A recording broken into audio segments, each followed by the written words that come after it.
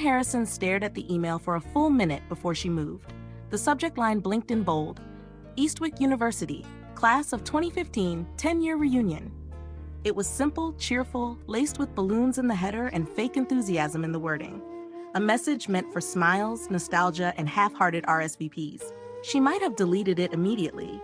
Another digital reminder of a life she'd long outgrown, had it not been for one particular detail tucked near the bottom. Venue: the Linden Royale Hotel, downtown Manhattan. Her hotel. The cursor hovered near the delete icon. She didn't press it. Instead, she leaned back in her leather chair, tucked a loose strand of hair behind her ear, and reread the email. Slowly this time. There it was again, her past and present colliding in a single sentence. 10 years ago, Gwen Harrison would have felt a twinge of panic. What would she wear? Who would she talk to? How would she fake success? Now she felt nothing like that. Her gaze shifted toward the floor-to-ceiling window beside her. Manhattan gleamed under a soft golden haze, just past sunset. From this corner office, the city looked peaceful, almost cinematic.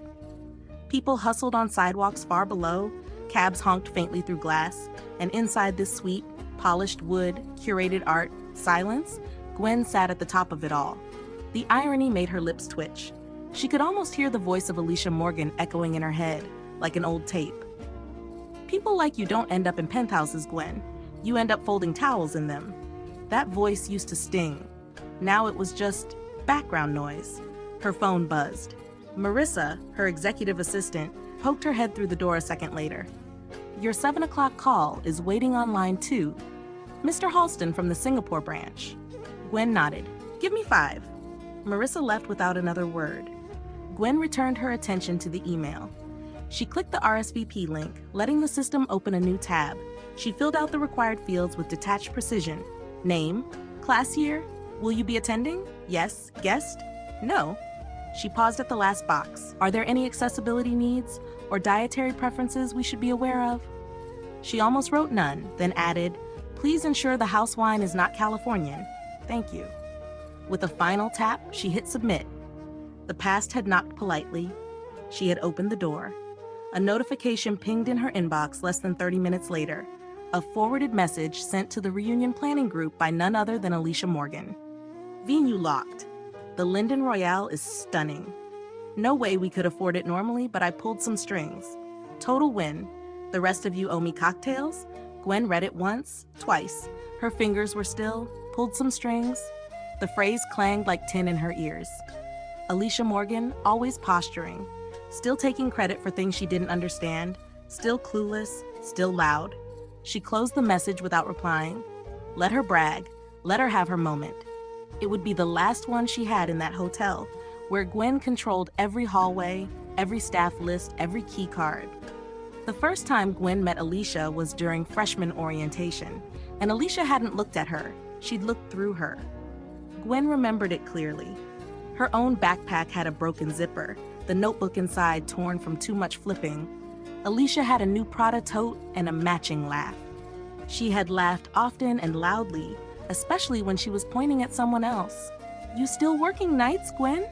Alicia once called across the student union, voice dripping in mock pity. I don't know how you survive without caffeine IVs. Or maybe that's why you always look so gray. Gwen had said nothing. Her hands had tightened around her tray of coffee cups, none of which were hers. She had 2 shifts that day, one at the library, one at the coffee kiosk by the gym.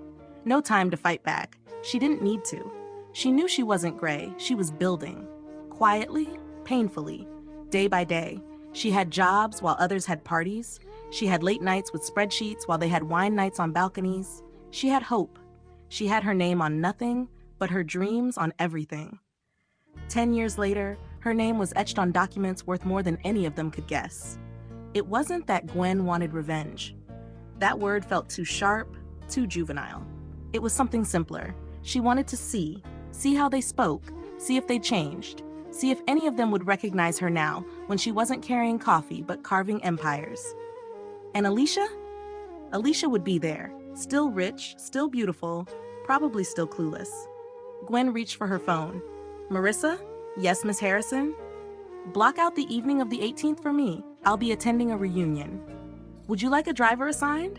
No, Gwen said after a beat. I'll walk in like any guest. She paused, smiled faintly. But please make sure they use the East Ballroom. I want the West one closed for maintenance that day. Yes, Miss Harrison. The line went quiet. Gwen glanced once more at her reflection in the darkened window. No longer the girl in secondhand coats and thrift shoes. Her heels were sharp now, her shoulders square, her silence louder than any insult ever thrown her way. And the reunion? It had just begun. The entrance to the East Ballroom was decorated with navy blue drapes and silver balloons. A makeshift welcome table had been set up just outside, where a cheerful young woman handed out name tags and custom-printed brochures listing the night's events. Welcome, Eastwick Class of 2015, written in gold script on the cover. Gwen didn't stop for a name tag. She walked in unnoticed, dressed in a simple black dress that skimmed her knees, with her hair pulled back into a loose bun. No glittering necklace, no expensive bag, just a pair of quiet heels and confidence that didn't ask for attention.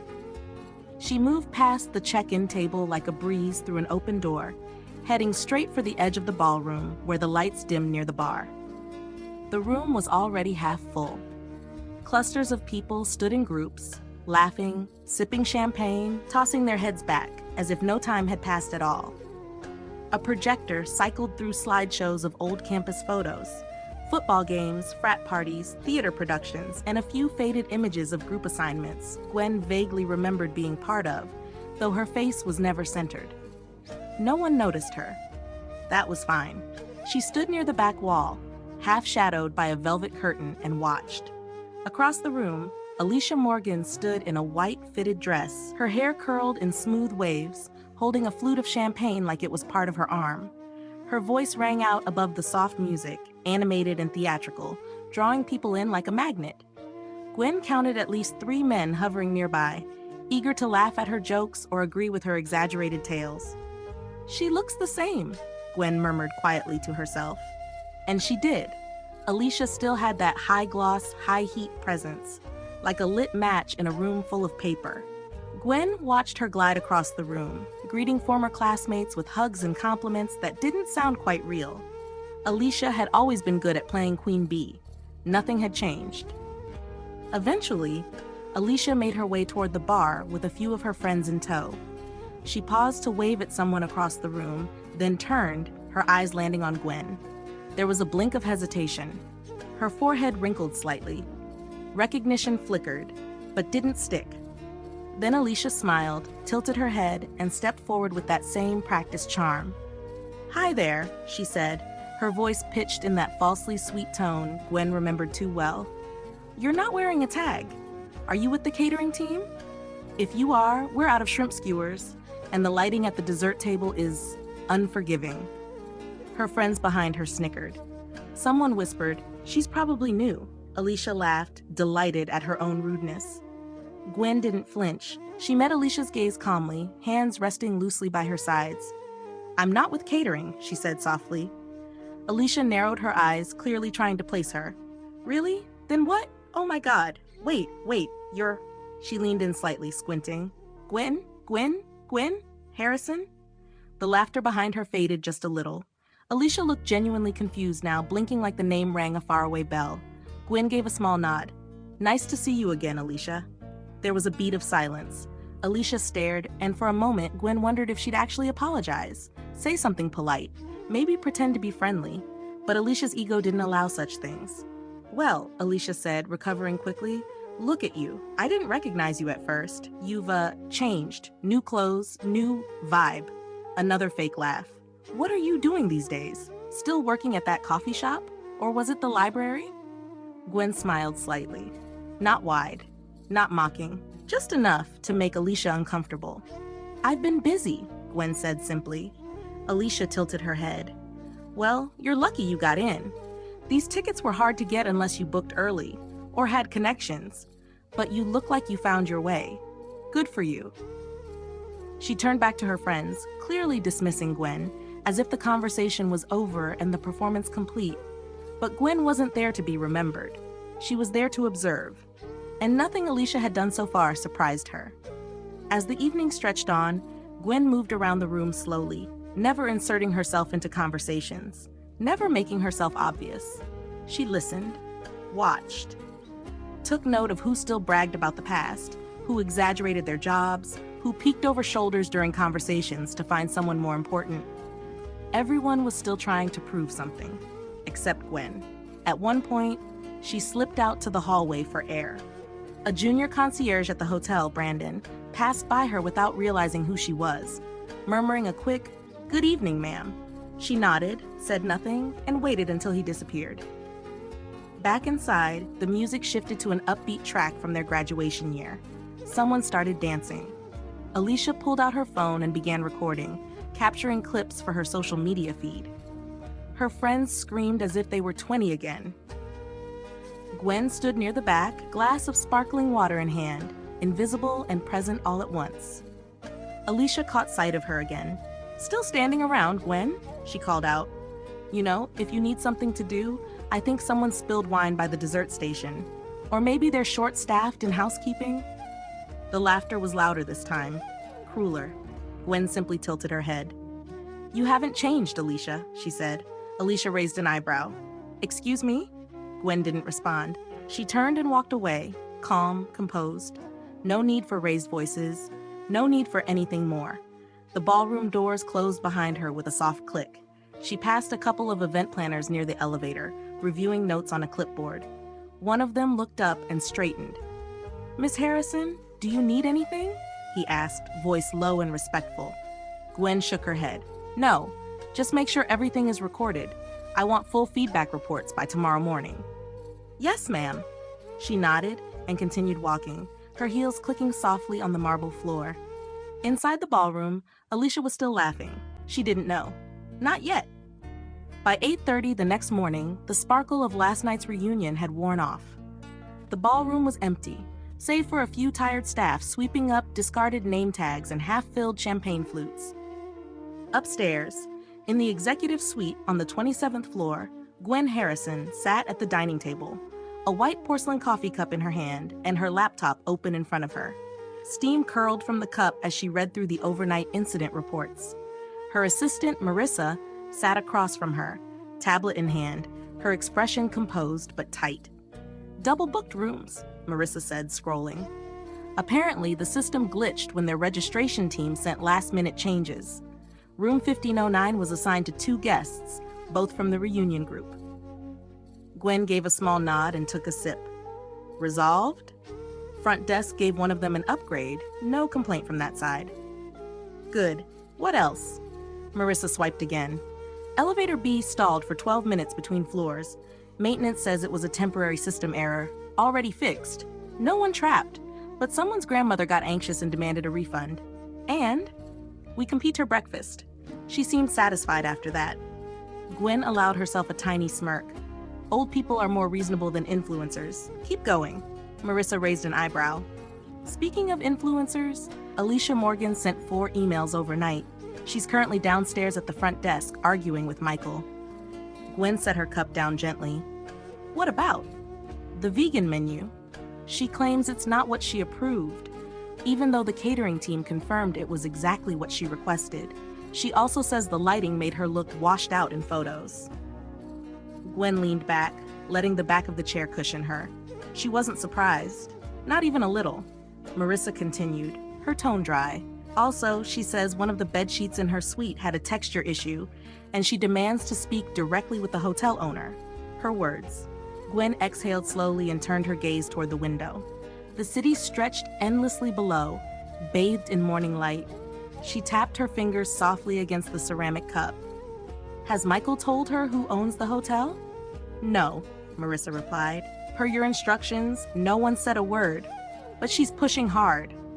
Gwen looked back at her screen. She scrolled through a few more internal memos, nodded once, then closed the laptop.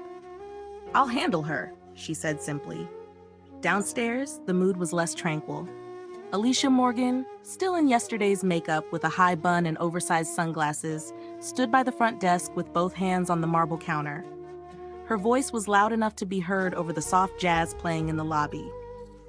"I specifically requested uplighting in champagne tone," she snapped at Michael. the night shift manager who was now well into overtime. This? This was orange. I looked like I had jaundice in every single picture. Michael remained calm. Miss Morgan, I assure you, the lighting setup was exactly as outlined in your agreement.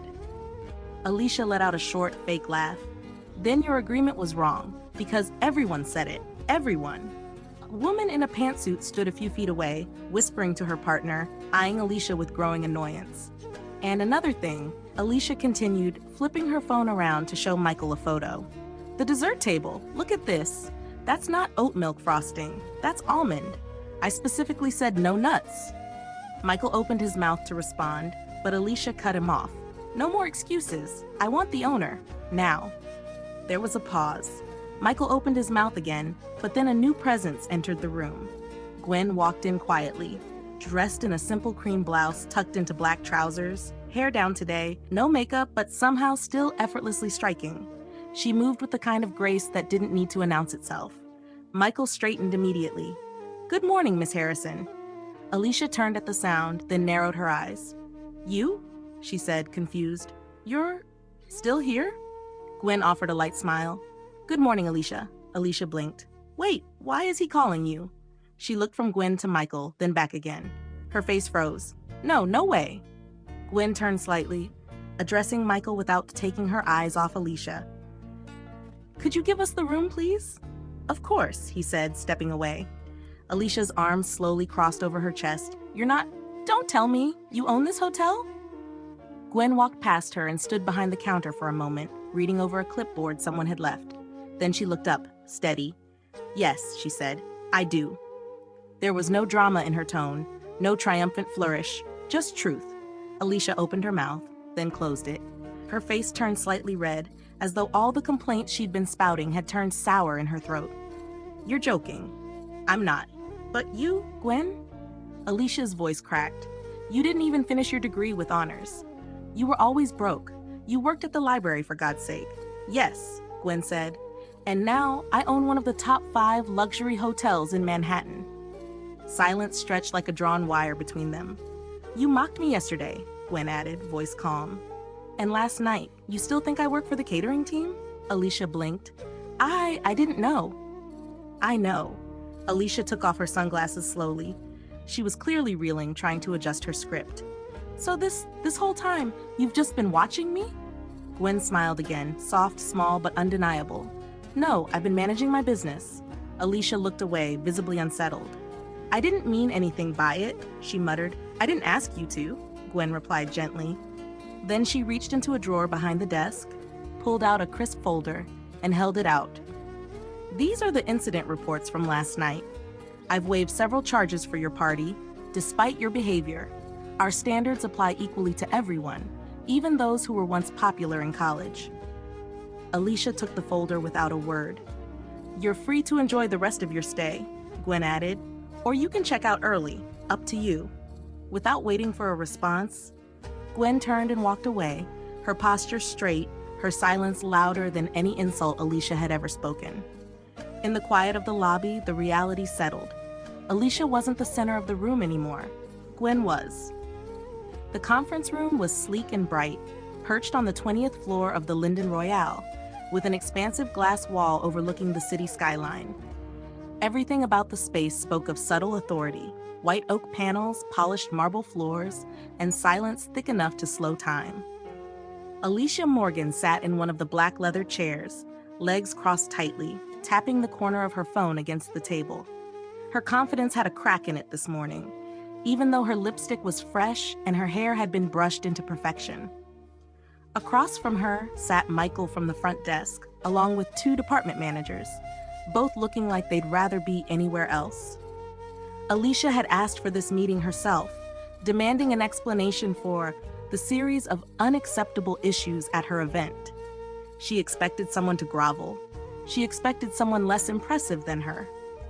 What she did not expect was the quiet sound of the door opening behind her, followed by the even footsteps of Gwen Harrison walking into the room, flanked by 2 individuals in tailored suits carrying files. Alicia turned, half standing before her legs froze in place. Yes, Gwen said calmly. I'm the owner. No smile, no sarcasm. Just a steady, flat statement of fact, the kind Alicia couldn't twist or mock.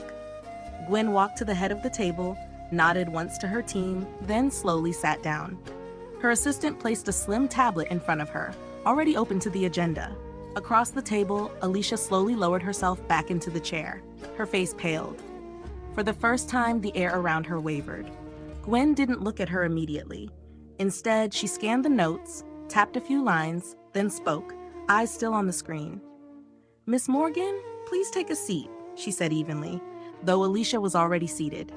"Let's talk about the damages you've caused." The room went still. Alicia blinked. "Damages?" "Yes." Gwen looked up now, her voice sharp without needing to rise. "Last night, your guests spilled wine across 3 different service zones. One of them attempted to access the restricted kitchen hallway. You berated 3 staff members, one of whom has filed a formal HR report. And the lighting and catering issues you loudly complained about were, in fact, part of the contract your team submitted. I have the signed version right here." She slid a printed document across the table. Alicia didn't touch it. "This is ridiculous," Alicia said, trying to laugh, but the sound didn't land. Gwen's gaze was calm. "You booked our highest-tier ballroom. That comes with standards. Not just for us, but for you." Michael cleared his throat gently, almost like a cue, then nodded to Gwen. "We did attempt to manage the situation quietly, but Miss Morgan escalated things in front of other guests." Gwen nodded. "Yes, which is why we're here." Alicia looked at the others, trying to find a smirk, a sympathetic eye. No one met her gaze. "I didn't know it was you," she muttered finally. "You should have said something." Gwen leaned back slightly. "Why would I?" Alicia opened her mouth, closed it. Gwen continued, her voice like cool glass. "This isn't about you recognizing me. This is about how you treat people when you think no one is watching." The weight of that sentence fell hard. Alicia flinched slightly. She hesitated, flustered now. "Look, I admit, maybe I was harsh, but I've been under a lot of pressure. My company." "This isn't the place for personal excuses," Gwen said, tone still calm but firm. "This is business. You rented my hotel. You failed to abide by our standards. We're not asking for an apology. We're documenting the consequences." Her legal advisor tapped the screen. "Per your contract," he added smoothly, "we're within our rights to charge a violation fee. However, Ms. Harrison is offering to waive it if you agree to sign a formal notice acknowledging the disturbance and promising no further incidents during the remainder of your stay." Alicia stared at him, then at Gwen. "You're serious?" "I always am," Gwen said. There was a long pause, the kind that stretches into memory. Slowly, Alicia reached for the pen. The scratch of her signature was the loudest sound in the room. When it was done, Gwen stood. Her team followed suit. "You'll receive a copy in your inbox," Gwen said with a final nod. "I hope the rest of your stay is quiet." She turned and walked out, the door closing softly behind her. No drama, no gloating, just quiet power. Alicia sat frozen in her chair, the pen still in her hand. She wasn't the loudest person in the room anymore. The office Gwen used at the Linden Royale wasn't grand. It wasn't meant to be. Tucked behind the private access corridor on the 27th floor, it was clean, functional, with floor-to-ceiling windows and a single piece of art on the wall, an abstract piece in cool grays and deep blue. A long wooden desk stretched in the center, organized without being obsessive. A vase of fresh lilies stood near the edge, their scent subtle but calming. She was reviewing performance reports when a soft knock tapped twice against the glass door. Marissa peeked in. "Alicia Morgan is here," she said. "She asked if she could speak to you privately." Gwen looked up. A pause. Marissa added quickly, "I can tell her you're in a meeting." Gwen thought for a second, then shook her head. "Let her in." The door opened wider. Alicia stepped in slowly, holding a small clutch in both hands. She looked different from yesterday. Less polished, less posed. She wore an oversized blazer over a t-shirt, her makeup thinner, almost like she had forgotten to finish it. Her hair, still styled, had started to fall at the sides. "Hi," Alicia said quietly, not meeting Gwen's eyes at first. Gwen nodded once. "Have a seat." Alicia walked in, hesitating for a moment before choosing the leather chair across from Gwen. The silence stretched. "I owe you an apology," she said finally. Gwen didn't respond. She let the words hang in the air, waiting to see what came next. I wasn't nice back in college, Alicia said, forcing a small laugh. I probably wasn't nice last night either. Still, Gwen said nothing. Alicia continued, shifting in her seat. It's strange seeing you here, like this, owning this place. She gestured around vaguely. I didn't recognize you at first. You look different, stronger. Gwen raised an eyebrow. Is that your apology? Alicia flushed slightly. No, look, I'm not great at this, at saying sorry, but I am sorry for everything, especially for last night. You didn't deserve that. Her voice wavered slightly, like she was trying to sound vulnerable but wasn't used to doing so without rehearsals. She paused again, then leaned forward, fingers tightening on the clutch. Truth is, I've been under a lot of pressure lately, she said. I started this fashion line 3 years ago. At first, it blew up on social media. People called me the next big thing. I had investors, orders, influencers wearing my stuff. But now, it's slowing down. People are moving on, the algorithm hates me, and everyone wants something cheaper, faster. I've poured everything into it, and it still feels like it's slipping away. She looked at Gwen finally. That's not an excuse, just context. Gwen studied her carefully. Alicia looked smaller now, not physically, but in presence. The sharp edges that had once filled every room seemed dulled by exhaustion. Still, Gwen didn't speak. Alicia pressed on, softer now. Back in college, I didn't know what I was doing. I made fun of you because you were serious, focused, driven. You didn't party, didn't fake laugh at people's jokes, didn't care about being liked. And it made me feel insecure, I guess. She exhaled. Now I feel like I'm chasing everything I once laughed at and failing. Gwen leaned back in her chair slightly, fingers laced in her lap. Her face remained unreadable, but inside, something stirred. She wondered, not for the first time, what it meant to truly forgive someone. She'd spent a decade building herself up, proving she was more than what people saw, and she had done it. She'd reached a place most people only dreamed of. But sometimes, when she looked in the mirror, she still saw that girl in thrift store shoes and worn notebooks, afraid to speak in class because someone like Alicia would smirk. Had she really healed, or had she simply become too powerful to be wounded? Now the woman who once tore her down sat across from her, crumbling quietly, trying to find an opening, an angle. Was this real? Or just another performance? You think telling me about your problems makes things even? Gwen asked, not unkindly. No, Alicia replied. I just wanted you to know that I see you now. Really see you. Gwen nodded once. I see you too. Alicia flinched at that, maybe hearing her own reflection in Gwen's words. There was a long silence. Then Gwen stood slowly. I hope your business finds its footing, she said, measured. Fashion's brutal, so is pride. Alicia rose as well, uncertain. Is that all? For now. Alicia gave a short nod, defeated but not angry. Okay, thanks for listening. She turned to leave, hesitated at the door, then looked back once more. You've changed, she said. Gwen held her gaze. So have you. But the meaning behind the words was not the same. When the door finally clicked shut, Gwen sat down again. She stared out the window, eyes tracing the movement of clouds across the skyline. Her reflection floated faintly in the glass. No anger, no victory, just something quieter. She whispered to herself, barely audible, healing doesn't always roar. And in that moment, she wasn't sure whether she felt lighter or simply paused. The sun was setting behind the tall buildings of Manhattan when Gwen's phone buzzed. She was seated on the hotel terrace, sipping mint tea alone, her thoughts still circling Alicia's visit from the day before. The air carried a soft chill as evening settled in, but Gwen didn't mind it. She welcomed the cold. It helped her think. The message on her screen came from a number she hadn't saved. Hey Gwen, this is Rachel Chen from Eastwick. Can we talk? I'm still in town. There's something I've wanted to tell you for a long time. Gwen stared at the message for a while, her tea forgotten. Rachel. She remembered her well. A quiet girl from biology class. Always kind, never involved in the louder campus drama, but always there on the edges. Gwen remembered walking with her once from the campus library to the dorms during a snowstorm. They talked about nothing in particular, just schoolwork and books. She had seemed like the type of person who watched carefully, without judgment. Gwen typed back simply, Come by the Linden Royale, 27th floor.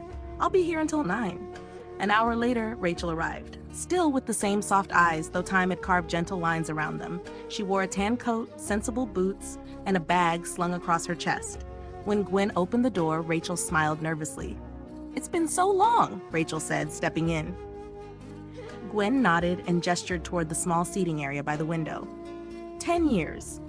They sat down, and after some small talk about mutual friends, cities they'd lived in, and how fast time moved, Rachel's tone shifted. "I came to the reunion mostly out of curiosity," Rachel said. "I'd heard rumors that you were doing well, but I didn't expect all this." She motioned to the suite. "You've done something amazing, Gwen. I'm proud of you."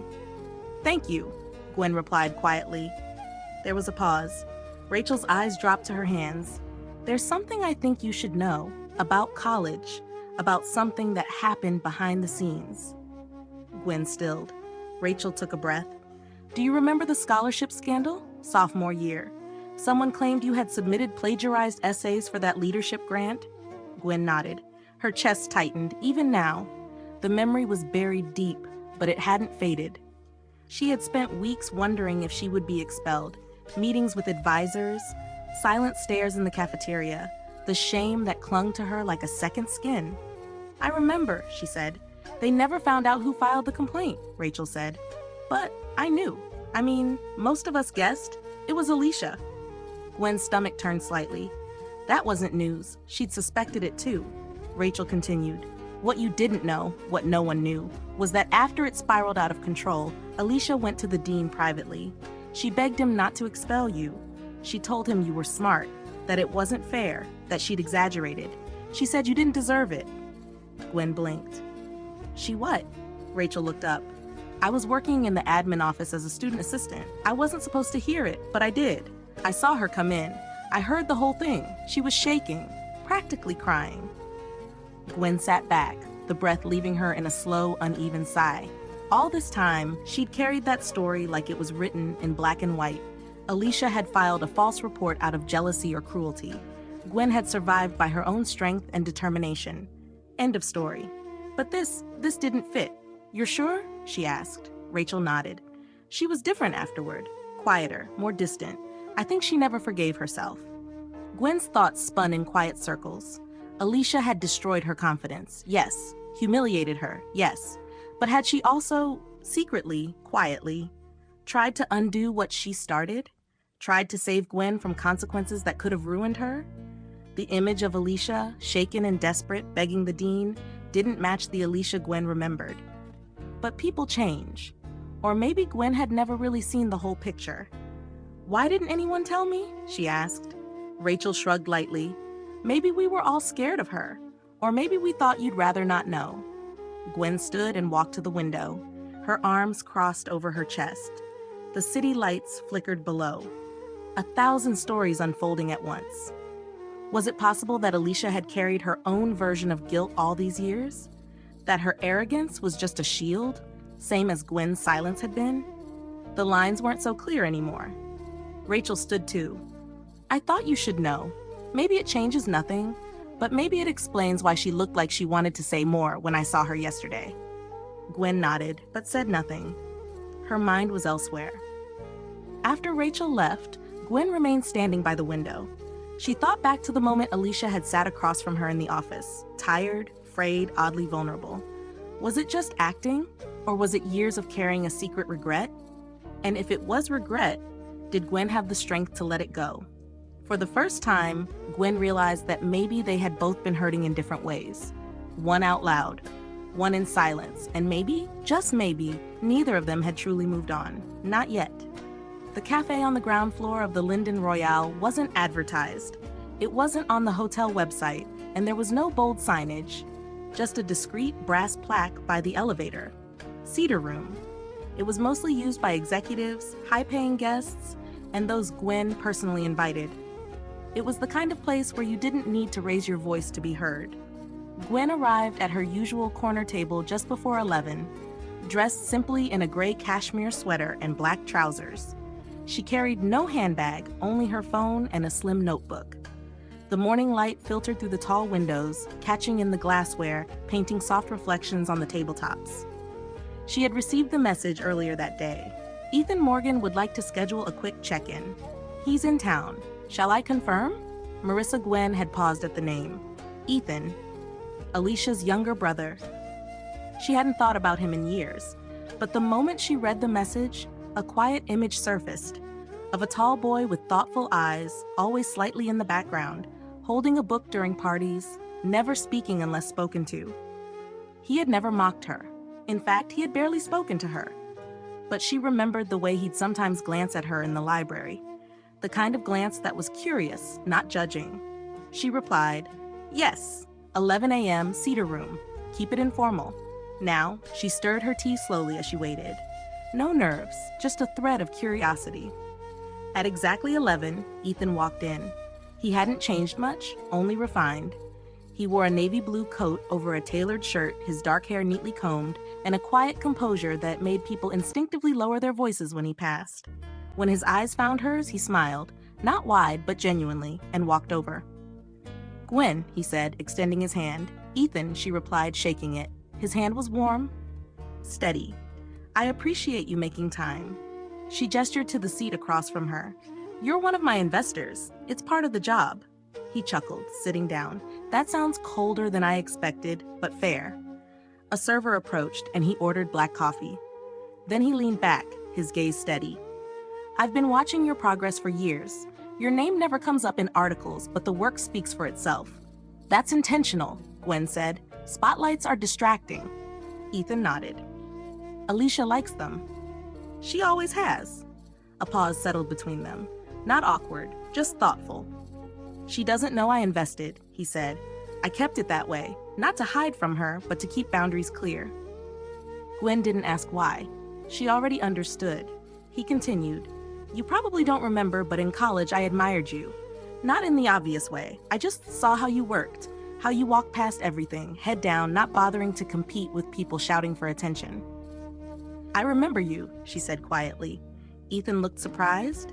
"You do?" "You always had a book," she said. "Always picked a seat near the window. You never talked during group discussions unless it was something that mattered." His smile deepened. "That's me. Still is." Gwen's expression softened. She took a sip of her tea. The silence that followed wasn't silence at all. It was something comfortable. "I heard about Alicia," Ethan said eventually, "about what happened at the reunion and after." "She came to see me," Gwen said. "Twice now." "Did she apologize?" "In her own way." Ethan nodded. "She's always been loud on the surface, but quieter where it counts. She just never learned how to bring the quiet to the front." Gwen looked at him for a long moment. "Did she really try to stop the expulsion?" Ethan's eyes didn't waver. "Yes, I remember the day she came home from the dean's office. She was shaking. She didn't tell anyone why." Gwen let out a breath she hadn't realized she was holding. Somehow, hearing it again, from someone who didn't need to lie, made it real. "Why didn't she just tell me?" she asked, more to herself than to him. "Because that would have made her look human," Ethan said, "and she wasn't ready for that." The server returned with his coffee. He thanked her, then leaned forward slightly. "You've become someone extraordinary," he said. "I didn't aim to be extraordinary," Gwen replied. "I just didn't want to be stepped on again." He looked at her, something unreadable in his expression. "You've done more than rise. You've rebuilt the ground under your feet." They sat quietly for a while, watching the city bustle beyond the windows. Gwen realized she was relaxed, not guarded. That didn't happen often. "I'll be around for a few days," Ethan said. "Meetings, site visits. But if you ever want to talk about investments or books or just quiet company, I'd like that." Gwen tilted her head, studying him. Then she said, "Do you still read paperbacks?" His smile reached his eyes. "Every week." She nodded once, almost imperceptibly. "Then maybe." He stood, left his card on the table, and walked out without looking back. And Gwen, alone again, let herself smile. It wasn't a beginning, not yet. But maybe it was something softer. A reminder that even in a world full of noise, two quiet people could still find each other. The headlines began small, an industry blog, a whisper on Twitter. Then they swelled. Morgan Mode faces liquidation after missed supplier payments. Influencer-backed fashion brand shuts stores amid financial collapse. Alicia Morgan silent as investors pull out. Gwen read them in the quiet of her office, her tea going cold as the articles poured in. She didn't feel triumph, not even satisfaction, just a slow sinking stillness. She had seen it coming, in the way Alicia had fidgeted in her chair, in the hollow way she talked about pressure and algorithms. But now it was public. People weren't just laughing behind Alicia's back. They were pointing, screenshotting, dissecting. For the first time in a long time, Alicia wasn't on the pedestal. She was beneath the spotlight and it was scorching. By late afternoon, Marissa walked in with her tablet. "She called," she said, calm and professional. "Twice. Left a message asking to speak with you directly."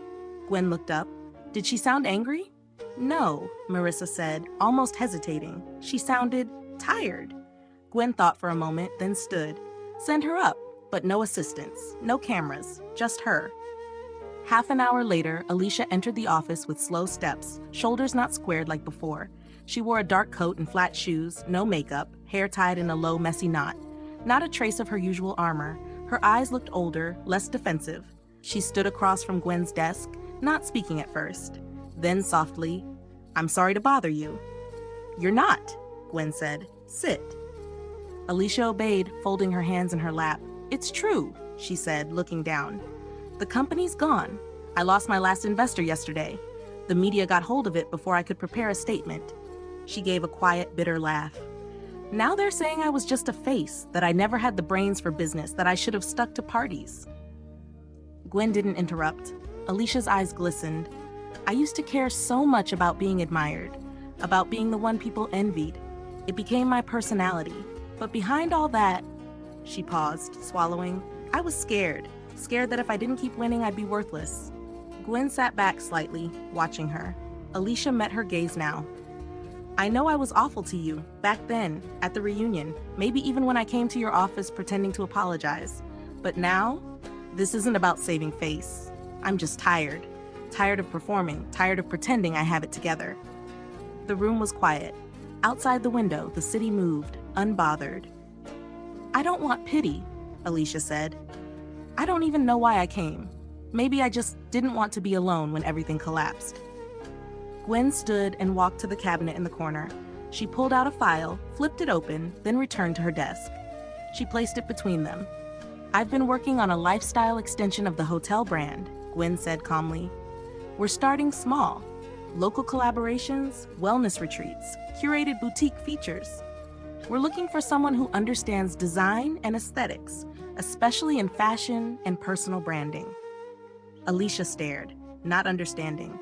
Gwen continued, "I want someone who's failed, someone who's been at the top and fallen, but still wants to create. I want someone who's learned the cost of superficial success, not someone to smile for cameras, but someone to build quietly." Alicia's lips parted. "You're offering me a role?" "Yes. After everything I've done, this isn't mercy," Gwen said. "It's a partnership, earned, not given. I'm not saving you. I'm giving you a door. It's up to you to walk through it." Alicia looked down again, then back up. "Why?" Gwen smiled faintly. "Because grace isn't weakness, and I'm no longer a woman ruled by the past."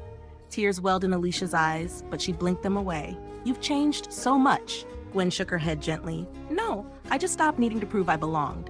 There was a beat of silence. Then Alicia whispered, "Thank you." Gwen nodded. "You start next week, quietly, no announcements, no fanfare. We work. That's it." "I can do that," Alicia said. As she stood to leave, her posture was straighter, not proud, not posing, but real, grounded, humbled. Gwen watched her go, a strange warmth rising in her chest. She didn't feel like she'd won. She felt like she'd healed. And maybe that was the real victory. The hallway on the 32nd floor of the Linden Royale was lined with soft lighting and curated artwork, each piece chosen by Gwen herself years ago when the hotel first opened. She walked it slowly now, heels clicking softly on the polished wood floor, her hand brushing the edge of a textured wall as if grounding herself in each passing step. This floor wasn't open to guests. It was reserved for development offices, creative teams, and behind-the-scenes operations. From the large windows at the end of the corridor, the city glimmered beneath thick clouds, rain threatening the edge of the skyline. Gwen paused there, letting her reflection blend with the view. She stood tall now, not just in posture, but in presence, no longer shrinking, no longer calculating her worth in silence. The transformation wasn't something that could be photographed or listed in a press release. It was quieter than that, deeper. She remembered herself at 19, folding sheets in the campus laundry room, trying to blink away tears after Alicia had humiliated her in front of classmates. Back then, she hadn't known what dignity looked like, only what survival felt like. She remembered holding textbooks so tight her knuckles went white, hoping they'd give her the backbone her words couldn't. She remembered hoping anyone would see her. Not for pity, just for presence. Now she owned the building people took selfies in front of. She walked past the open-plan workspace where her wellness team worked, notebooks and mood boards scattered across long communal tables. At the far corner, Alicia sat in front of a laptop, focused, speaking quietly to a nutritionist and a yoga consultant. She wore simple clothing these days, loose sweaters, minimal makeup, and no longer called attention to herself when she entered a room. Her tone was softer, her ideas more thoughtful. There were no high heels echoing through the hallways, no demanding eyes darting from person to person. Alicia didn't look up as Gwen passed, and Gwen didn't expect her to. They had an understanding now, an unspoken one, built not on apology or reconciliation, but on time, humility, and space. They were not friends, but they were no longer enemies either. They had learned how to exist near one another without tension. That was enough. Sometimes Gwen caught her watching quietly during meetings, as if studying her not with jealousy, but curiosity. Sometimes Gwen offered suggestions on Alicia's proposals without judgment or praise. Their conversations were short, efficient, respectful. Progress didn't always come with banners. In the elevator down to the lobby, Gwen stood alone, watching her reflection in the mirrored wall. She saw a woman in control, not of others but of herself. A woman who no longer flinched at old memories, who no longer needed to rewrite her past, only understand it. The elevator doors opened, and she stepped into the lobby where guests passed with luggage and staff smiled with practiced warmth. She took her time walking past them, nodding at those she recognized. Some of them didn't know who she was, and that was fine. Not needing to be known was the greatest peace she had earned. She exited to the side terrace and stood under the canopy as rain began to fall lightly across the city. Umbrellas bloomed like flowers below. The streets shimmered. A gust of wind moved her hair gently, and she closed her eyes for a moment.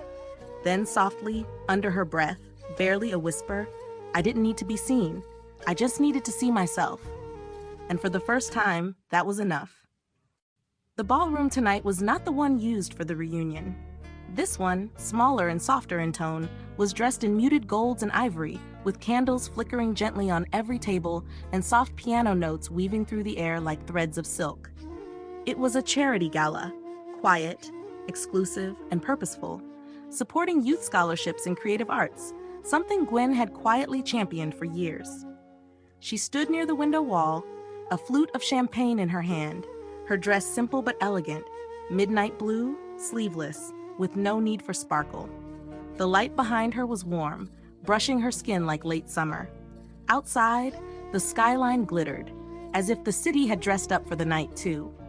Guests mingled in small circles behind her, donors speaking in soft tones, artists thanking supporters, hotel staff moving gracefully through it all. Gwen watched them without needing to be part of it. She no longer sought attention, she simply existed where she belonged. "Still avoiding the spotlight, I see."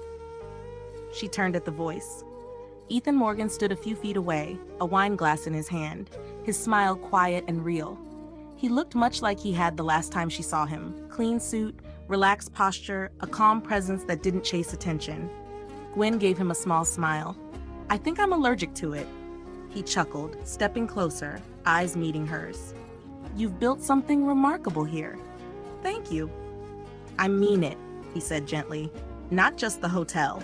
You." They stood in silence for a few seconds, watching as a young artist stepped onto the low stage to speak. The applause was polite. The candles flickered. "I wasn't sure if you'd come tonight," Gwen said. "I wasn't either," Ethan admitted. But then I remembered this is probably the last chance I'll get to say what I should have said 10 years ago. She glanced at him, curious. What did you want to say back then? He looked at her, fully now. That I admired you. That I saw how hard you worked, how little credit you took, how much grace you had even when no one gave you space to breathe. I wanted to say it before, but I didn't think I mattered enough. And then life happened. Gwen held his gaze. Her voice was calm. You mattered more than you realized. He exhaled slowly, something loosening in his expression. Then let me say it now. I've always respected you, and I still do. She didn't rush her reply. Instead, she turned to look back out the window, letting the silence between them settle like soft dust. Then she whispered, I spent so many years trying to outrun what people said about me. I thought success would erase it all, but it didn't. Ethan tilted his head. So what did? Gwen smiled faintly, eyes still on the city. Forgiveness of them, of myself, letting go of needing to be more than just me. She turned back to him. Her eyes were calm now, open. And now? He asked. She looked at him directly. Now I'm not hiding. I'm not proving anything. I'm just Gwen. The music shifted to a quieter melody and the room seemed to soften with it. Around them, laughter murmured and glasses clinked. But in this small space, it felt like time slowed. Ethan held out his hand. Would you like to dance? Gwen hesitated, then nodded. Her hand slid into his, steady and warm. They moved to the corner of the room where others had started dancing. No grand spotlight, no eyes on them. Just two people who had taken very different roads and somehow arrived at the same place, steady, older, softer. As they moved slowly to the rhythm, neither spoke. They didn't need to. Gwen rested her head lightly against his shoulder, her eyes closed for a moment, no longer broken, no longer afraid, just Gwen. And for the first time, that was more than enough.